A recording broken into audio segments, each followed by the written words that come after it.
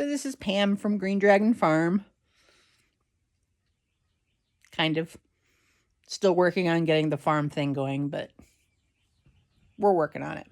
So this is part 2 of the October fall garden tour, which basically amounts to I'm looking around my garden trying to see what I still need to do, trying to kind of think in my head, you know, what worked, what didn't work. And I tend to ramble. So I, basically do these videos, hopefully it entertains a few people, but mostly I do it so I can go back, a year or so later and say, oh yeah, that didn't work, or yeah, let's do that again because I really like that. So that's basically why I do these videos. And if someone else watching it gets either maybe an idea or, oh yeah, that might be a good thing to try or something like that, great. That's wonderful. But it would help, at least my poor decrepit little heart and ego if, more people signed up and tried to follow along with my rambles. If you have suggestions, of things that you see or something maybe I don't quite follow through on the explanation on what I'm talking about, because I have a tendency to, be like, okay, so we're doing blah, blah, blah, blah, squirrel, and, go on to another tangent sometimes. And then I come back and I look at the videos and I'm like, yeah, I probably should go and reshoot that part, but I don't, because that's just who I am. Rambling Pam. Didn't Leonard Skinner have a song like that? They should. Well, I guess they can't, can they? Anywho, so this is part 2 of part 3 of the front part of my garden, which is the main veggie garden. I also have, I may actually have content for the month of October. This is cool. So I've also did a little bit in my side garden where I have a couple of raised beds of herbs, and starting with fruit trees and fruit plants and things like that. So that I will probably wait and release next week, and then continue filming because I still have the back part of the garden in the backyard. Dear Lord, if I ever actually do get this to be a working farm / plant nursery / produce CSA, whatever, I'll be busy. But anyway, so got more videos to come. This is part 2. Part 3 I will probably hopefully get edited and release for Sunday, so it'll be a 3-parter. So should you just be riveted with the content that I am putting out there into the universe, I'd appreciate, like and subscribe, comment, be nice, because, I'm acknowledging I ramble, I know, but yeah. So anyway, enough about me and my ramblings. See, I'm doing it again. So enjoy the video, like it if you like it, turn it off if you don't.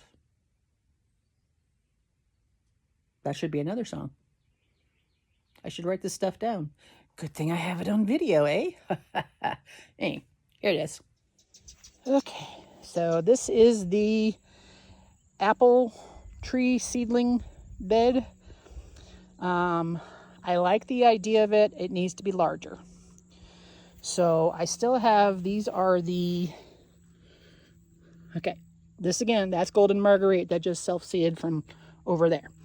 So when I say it wouldn't be a bad thing if I killed off the Golden Marguerite in that one bed, this is why. So as you can see, I put these guys in here back in March. Some of them are still have leaves on them. And what variety was this? Was it Granny Smith? Okay, Golden Marguerite, where'd you put the thing? Yeah. Yeah. So these are Granny Smith. These are just scion wood that I, when I was pruning the big tree in the backyard. And again, I was keeping this area nicely weeded. The rains came down in Africa, or East Tennessee, as the case may be. And now I have dandelion. Looks like there's is that a lemon balm coming up? The Golden Marguerite. Just a whole bunch of different things. And then I have the 5 apple tree seedlings that I grafted earlier this spring and put out here to just kind of do its thing. Some of them, the rootstock is sprouting from the soil level that I'm going to have to prune off. I may, however, look up and see what you do to keep them as rootstock for another season. But yeah, I really think because I had my little gauzy fabric roof over these guys, and I really think that helps save these seedlings from sun scald and things from the summer when it got so hot and dry. So the plan is, let them go dormant over this winter, and then I'm going to dig them up while they are without, I'm not going to go into shock from being up. If I tried to do it right now, I'd probably shock them so much they would die. Looks like we have some damage. We may have some kind of worm. I keep finding caterpillars on these guys, or at least that one. Everyone else looks to be okay. So I'll come back and search you out. I've got a few extra broccoli. I think there's 4 of them in this bed that I just kind of put there because I'd run out of room. The one and only nasturtium that did anything are the ones that I grew, from seed this year, but didn't get a whole heck of a lot of flowers. And they weren't, the ones that did flower didn't really stick up above the foliage.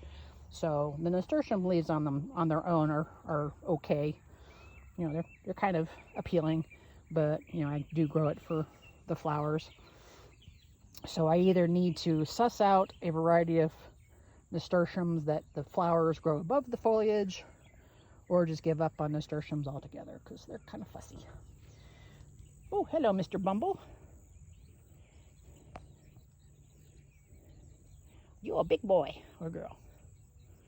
So this is one I call my half moon raised bed.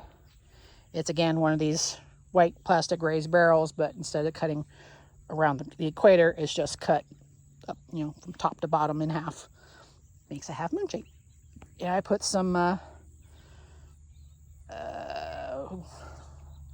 just blanked Victoria salvia. That's the word. So I had put some seedlings in here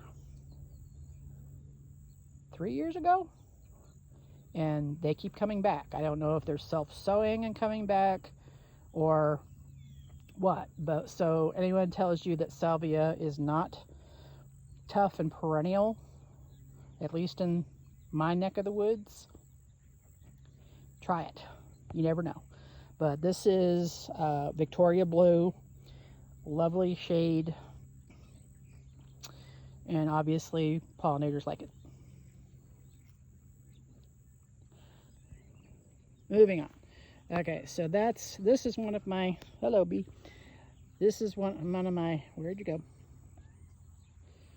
You can see, there's a ring of the landscape rings for edging around there. That's a hot mess. It is a combination of Golden Marguerite and yarrow, which I keep saying I just need to remove the ring and just weed whack the whole thing down and just not even worry about it. But you know me, I got to keep going. And then here's the other ring with more Golden Marguerite that you can see I need to deadhead. And then there's some lemon balm that snuck its way in there somehow. But you can see all the little seedlings that are coming up. So either we're going to have a lot more Golden Marguerite or a lot more lemon balm. I had originally had one of the apple tree seedlings that I had grafted a couple years ago in here. And I was going through happily deadheading the Golden Marguerite and accidentally deadheaded the apple tree seedling. And I was hoping the rootstock would come back so I can give it a try again. But evidently I just did it in. But so this bed is on the list for getting cleaned out. Well, they're all on the list. My other elderberry in a plastic thing with some why is it every time I go to say something's name, I blank on it? Doc. Anyway, I believe that's a medicinal kind of herb, so I'm not as willing to pull it out. Plus, it's all in between all the stalks of the elderberry, so.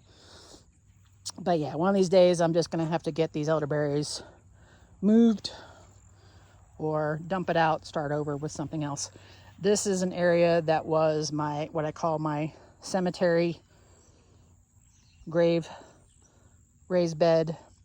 The only thing that is hanging on with any kind of there are some daylilies in here, but they're not doing so well either. So what the plan is one of these days is to get this completely weed whacked off, put down some cardboard to kill off everything that's underneath, build a raised bed, either do a metal raised bed or build one out of the wood like I do the others, and fill it up with soil and have another space because it's taking up a lot of real estate. It doesn't look so hot. The daylilies don't bloom or anything. So here's the other raised bed. So you can see here, that's a pepper plant that got knocked over. But the rest of them did fairly okay.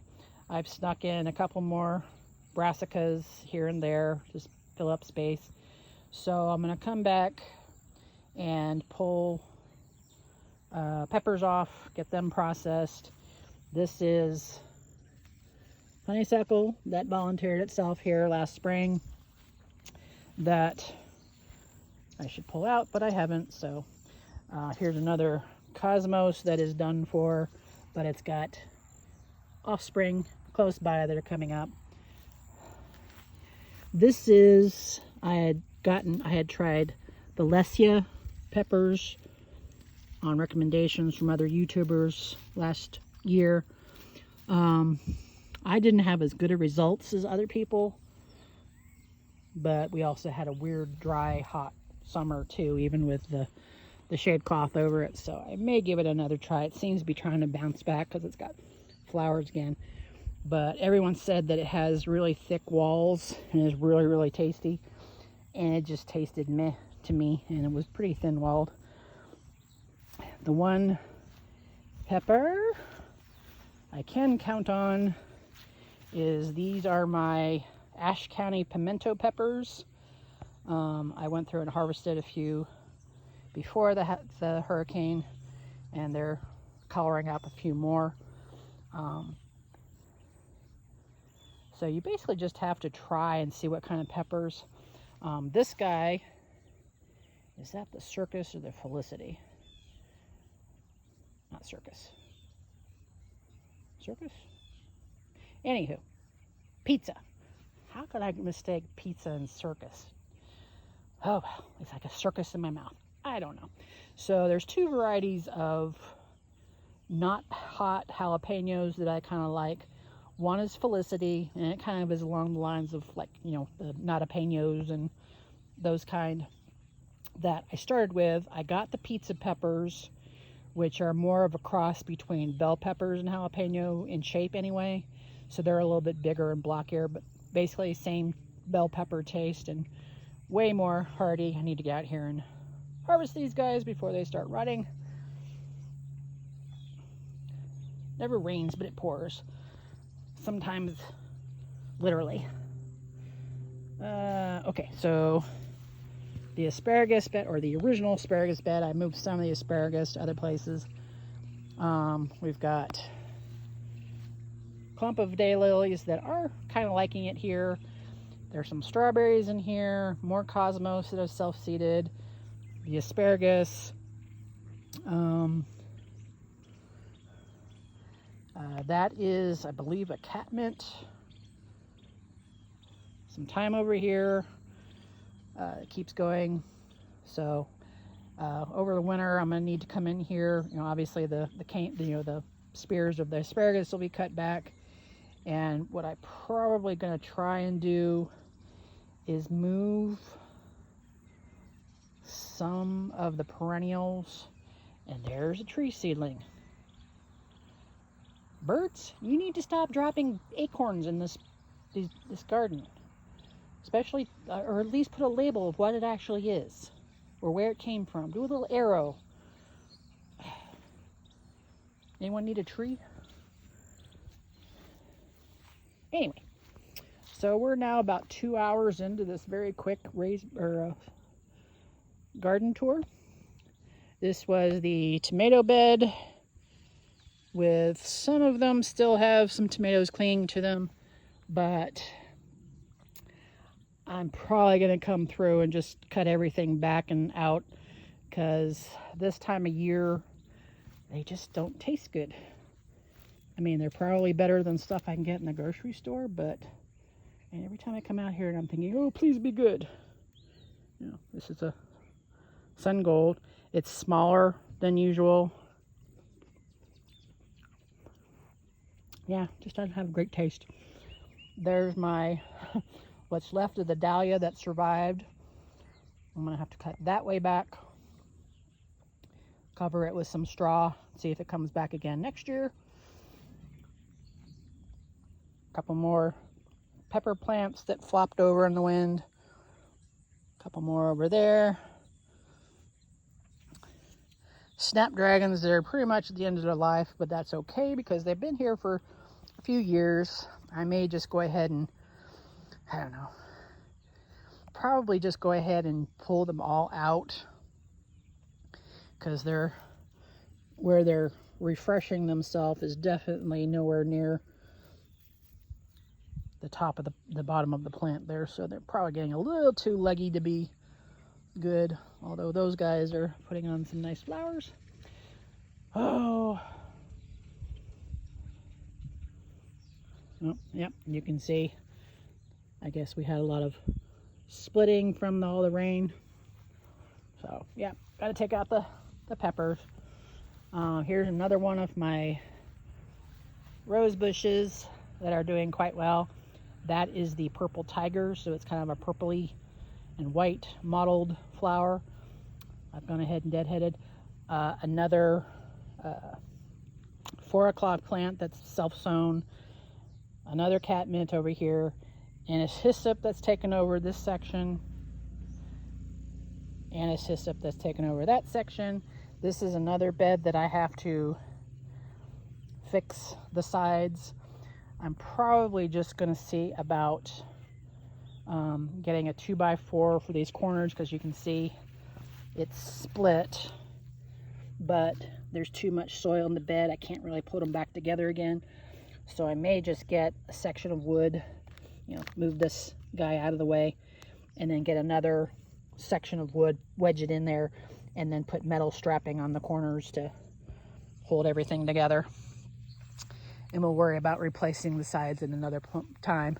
I had managed to fix, quote unquote, fix the corners on this side with the corner brackets, but again, that's just kind of a stopgap at this point. Here's the fall garden as it is. I've got 3 different kinds of carrots, and you can see with the wood here that I used the wood to cover where I had seeded the carrots. So I've got Yellowstone, Kyoto Red, and Dragon carrots going. I've got parsnips where this one board is. I've got parsnips planted there, but they haven't seeded out yet. They are notorious for being kind of slow. This strip was spinach that was coming up very handily, and some little animal and or bird decided, hey, these are tasty, and ripped up all the little spinach seedlings I had growing up. So I either have to make the decision to maybe grow some inside and then transplant them out, or reseed them out here and put something over so the birds can't get to them. We've got, let's see, this row, which I think is doing similar things to what the spinach did. This is a romaine type of lettuce called Winter Density. And then this is just a seed mix from Pine Tree. Is their winter mix that I may experiment with doing cloches over to try and keep them going. A row of bok choy that I started thinning down on the far side over here, but again, somebody came through and decided to help themselves to the salad bar, so I'm kind of leaving the rest of them to see if they can get any size and then go from there. And then this is a row of rutabaga. Same thing, I'm gonna go through and thin out once I figure out that they're not going to be totally decimated. Here is my area for the barrel containers. Got lots of bird sown wild blackberries in here. So this barrel has a regular wild blackberry interspersed with a perennial hibiscus. This is a perennial hibiscus that I'm definitely just going to have to clean this out next year or over winter. This is my second Twilight Zone rose that I just have. These are just trash cans, metal trash cans that we had used originally 20 odd years ago for putting, garden soil, potting soil and stuff like that, and the bottoms rotted out eventually, rusted out. So I just fixed the jagged edges and got them tidied up and filled it with soil.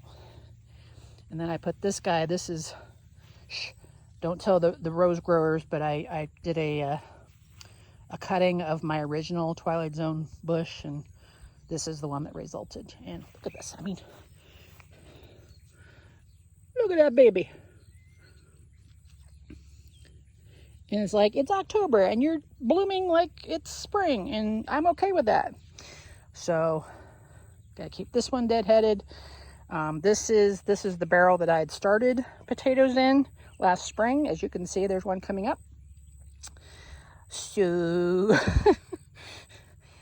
I didn't keep up with replenishing the soil to bring it up to the top so we'd have lots of potatoes. That one I had a Brad's Atomic Grape tomato plant in. Discovered I didn't like Brad's Atomic Grape, whatever that name of the thing is. Didn't really like the taste of it. It wasn't that, and it wasn't pretty enough for me, my opinion.